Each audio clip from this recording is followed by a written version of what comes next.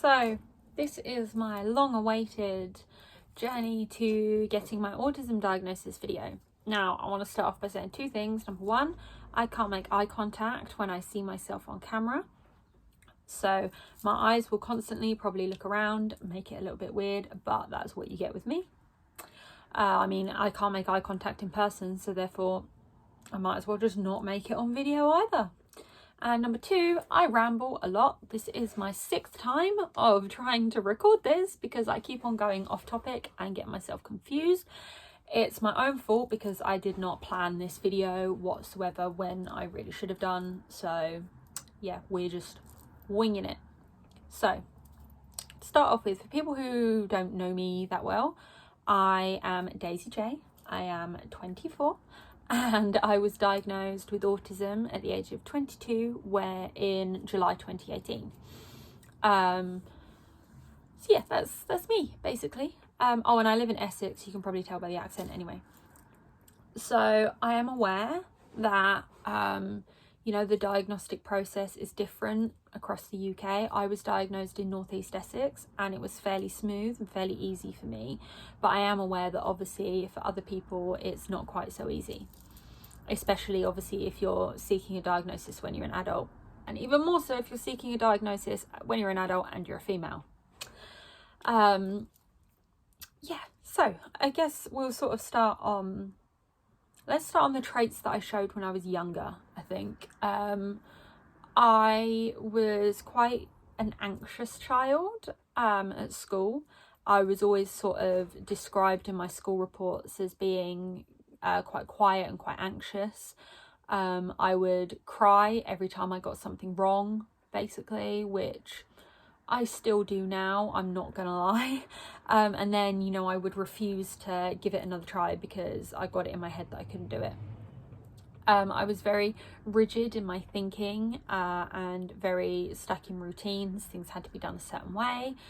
And I had quite unusual interests for girls, basically. I was obsessed with ancient Egypt, which isn't weird obviously, but when you've got girls who are much more interested in dolls, fashion, that sort of stuff, TV shows, whatever, and I really struggled to find a great interest in those when I was younger. But I absolutely loved ancient Egypt. I still do. Literally, I could talk about it for hours. Simple as that. And secondary school was quite difficult for me as well. I only just scraped through with 5 C grades at GCSE, and even then they weren't really in the important subjects that you need, so I had to go and resit my maths GCSE a fair few times again when I was older. And yeah, school was just pretty horrific for me. I had a small group of friends. We don't really talk now. They all went off to university. I didn't, probably never will go to university, but that's just me. And then I've got the voice of my mum going, you shouldn't go to university until you fully know what you're going to do. University's wasted on the young. Sorry, Mrs. S. But yeah, so that's sort of like a little bit of a rundown. And I began, I guess, sort of suspecting that I was autistic when probably back in 2016, 2017, which was when I began working quite closely with a child with special educational needs and challenging behaviour who we believed was possibly autistic. So we were looking into the process of it, what sort of things we needed in a nursery to collect information, all that sort of stuff.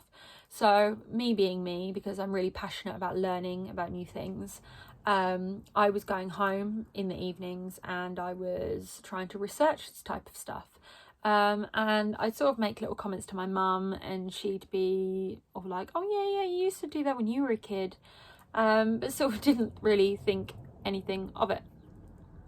And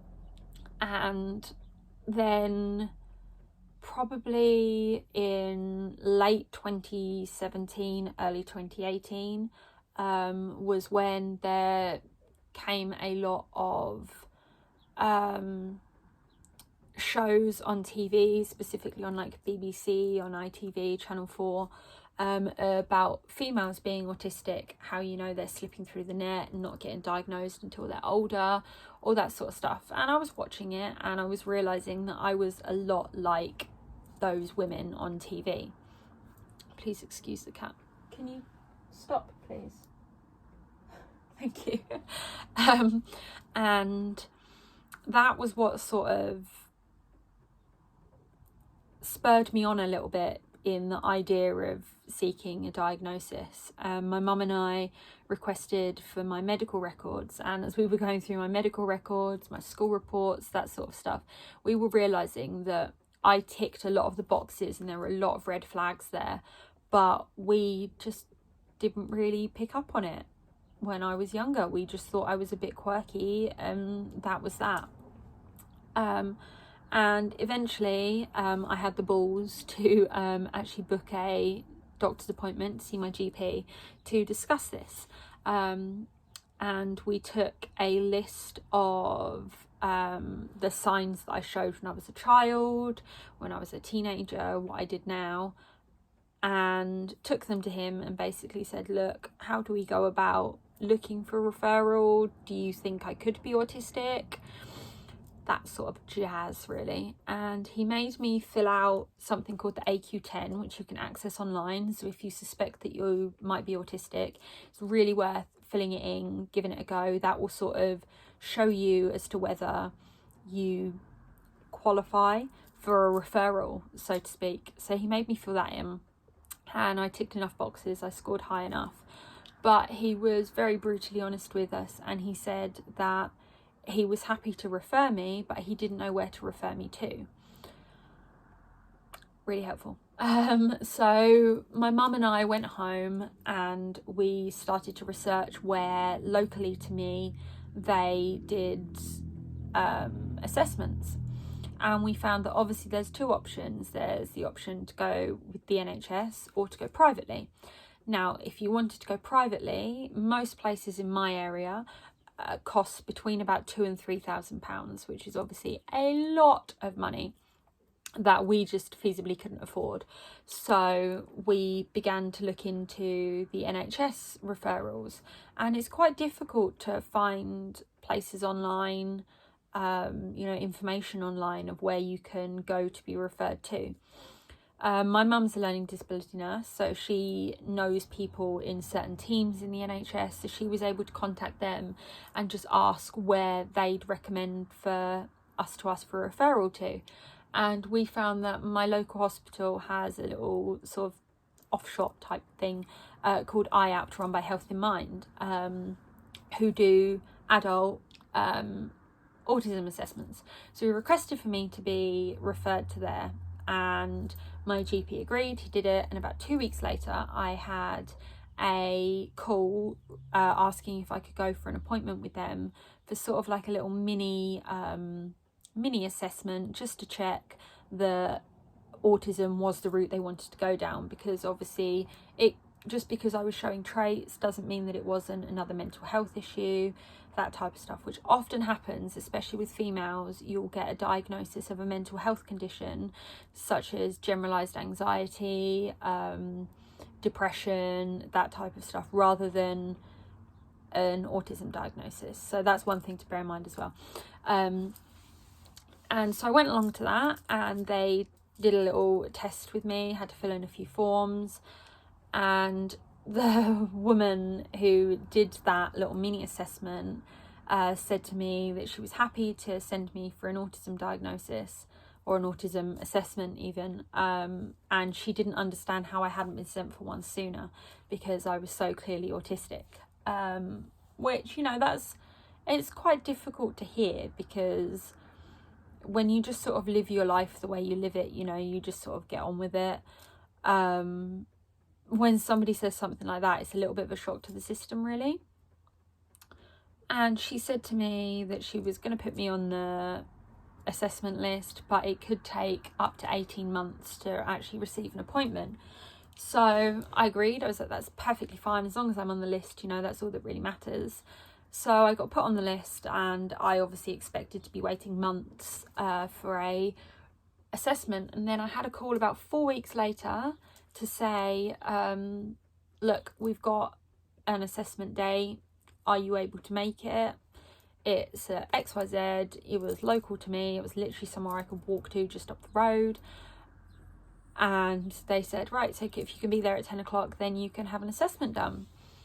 So it was all a bit, it sort of came as all a bit of a rush, really, you know, from initial referral to actually receiving an assessment date was about 6.5 weeks, which is just crazy in comparison to being told that it could take around 18 months.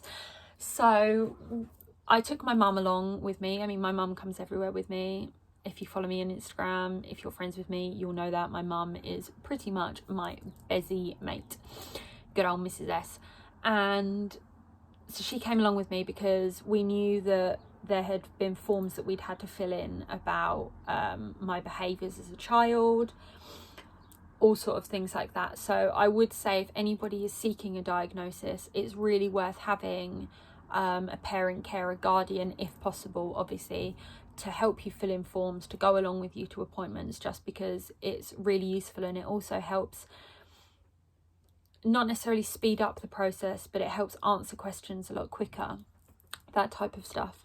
And the actual assessment took around 3 hours long, and it was quite upsetting, purely in the sense that obviously it was having to talk a lot about the things that I find really difficult, things that I necessarily didn't really talk about as well, experiences of being at school. And I mean, as I said, my school life was pretty crap, I can't lie. And we actually found through doing it that there's a lot of stuff that I disassociated myself from. So basically from where I'd sort of shoved things to the back of my mind, tried to forget about them completely. Like from times where when I was in secondary school and I was in quite a dark place mentally, I'd sort of just pushed those thoughts and those memories to the back of my mind to try and forget them. And it was only in the assessment that my mum was talking about it, because I'd said no to a specific question. And I don't really want to talk about what question it was, but yeah, I'd said no to a question, and my mum had sat there and said, but no, you had done that. Like, that's an answer that you needed to say yes to. I was adamant that I hadn't done it because I simply disassociated myself with that memory because it was such a bad memory. So it was things like that. And I mean, we took breaks in between. There were a couple of breaks. And by the end of it, the psychologist and the assistant psychologist had come to the conclusion that yes, I did tick all the right boxes. You know, I fit in the boxes, all my answers and everything they'd observed of me meant that I did fit the bill, and I received a diagnosis of autism, or Asperger's syndrome, whatever, you know, you really want to call it. I know some people don't agree with the term Asperger's. I don't mind it personally. You know, if somebody was to say to me, oh, have you got Asperger's? I go, yeah, I have. Or they'd say, have you got autism? I go, yep. Simple as that. The only thing I don't agree with is sort of like the mild, moderate and severe labels. Don't agree with those. But yeah, so that was on the 13th of July, or 12th or 13th of July in 2018 that I got my diagnosis. That was the assessment date. And then about not a week, Daisy, about a month later, I got a report through, which basically outlines, it's quite thick, as you can sort of tell, but it outlines the difficulties that I faced, the traits that I show, notes about the behaviours that I showed when I was there. So for instance, I didn't make eye contact, I struggled to answer some questions, that sort of stuff. But I mean, the report has been really useful for me because it means that I am able to look back on things and realise that actually, yeah, those things that I do are normal for an autistic person to do. And the way that my mum and myself have described my diagnosis for me is that it's been like a weight has been lifted off of my shoulders. My mum said there's been a total change in me since I received my diagnosis. You know, I'm a lot more comfortable in myself. And obviously being on Misfit Salon has made me be even more, you know, confident. It's helped my self-esteem raise a lot more. But my mum has said there was a real noticeable difference in me, even just within the first couple of weeks. There were a lot of people that I did not tell about my diagnosis, purely because I think receiving a diagnosis when you're older is a lot more difficult, because you've sort of lived however many years you've lived being the way that you are, and it's you to me, it's not really something that, you know, you can just sort of walk up to somebody and just go like, oh, hey, yeah, in July last year, or, you know, like July a couple of years ago, you know, I got diagnosed with autism. Like, it's not really like a conversation opener, is it? So yeah, there were a lot of people I did not tell, some for specific reasons, others just because, you know, I simply just didn't know how to come out about it, basically. But yeah, the journey for me was really smooth, as you can tell. Like I said, it only took me about six and a half weeks, which obviously is very quickly. Not many people will receive a diagnosis in that time. So I was very lucky. I don't know if it was pure fluke that, you know, I was just diagnosed, or I was referred at a time when they had a lot of space. I don't know, I'll never have an answer for that. But yeah, for me it was really quick, and it was quite smooth and quite simple. So yeah, that was sort of like my journey, really. I'm still trying to get used to the fact that I've got autism, and I try to say, like, it's difficult for me to describe because I don't feel like I grew up autistic, because I never had that label. You know, I just never had that diagnosis of being autistic. I had labels of, you know, loads of other medical conditions and all that sort of stuff, but I never had that diagnosis. So I try to say that, you know, I flew under the radar because I was missed massively. All of the signs were completely missed massively. And it's not, you know, my mum's fault, it's not my family's fault, but my school didn't pick up on these type of things. They didn't pick up on the fact that I was struggling so badly with my schoolwork that I was pretty much failing near enough every class by the time I sat my GCSEs. You know, that they didn't pick up on the fact that I didn't want to be at school because it was causing me so much anxiety. I was being bullied so badly that, you know, they wouldn't pay attention to. So I think in a way I do sort of hold a grudge against my school in that sense, because I feel if they'd have picked up on it and if they'd have done their job, that, you know, maybe I would have received a diagnosis when I was younger, and maybe that would have made my life a lot easier. I mean, I am very lucky in the fact that I have found my place sort of in society, in a career. I did a year of health and social care at college. That was when I then realised that I was absolutely petrified of needles. You would not think so with my tattoos, but I am. And it sort of made me realise that I didn't really want to be a nurse, which is what I'd always thought I wanted to be. So I went and got an apprenticeship in childcare. And yeah, I've sort of just stayed working with children ever since. I'm now a LSA in a primary school, where I work on a one-to-one basis with a child with autism, funnily enough. And, you know, I've been very lucky that I've been able to settle down. You know, I've managed to form friendship groups at work. You know, I've formed friendship groups online as well. Like, there are so many people that I'm friends with online. I've got myself a boyfriend, you know, I've just got myself a career, and I am happy. There are days when I'm not happy. There are days when, you know, I really struggle with the fact that I'm autistic. You know, I really struggle with the fact that I am so set in routine that if something changes in a routine or a plan that I've made, that it just completely sets me off. But it's the things like that that I'm never going to be able to change, that I'm always going to have. And it's just a case of trying to come to terms with those smaller things, because I've come to the terms with the fact that I'm autistic, and it hasn't changed me at all. In fact, as I said before, it's been like a weight has been lifted off of my shoulders, and I'm proud to say that I'm autistic. I've never not been proud to say it. I just didn't know how to say it before I was featured on Misfit Salon. So you know, that has sort of been the main thing for me, was that being featured on there, being blessed with the chance to be on there, really helped me as a whole. So yeah, I guess that's my journey that I've finally spoken about. So yeah, if anybody has any questions about anything, you know, you can message me on Instagram, or you can, I guess, leave a comment. I don't know really how YouTube works. This is my first ever video, so I'm, again, winging it. I think that might just be my new logo, is just like, or my new motto, you know, is just like winging it through life 24/7. So yeah, if you got this far, thank you for listening. I really appreciate it. And as I said, any questions, any comments, whatever, feel free to message me, whatever. I'm good with anything, really. So yeah, thank you for listening, and I guess I'll see you guys soon.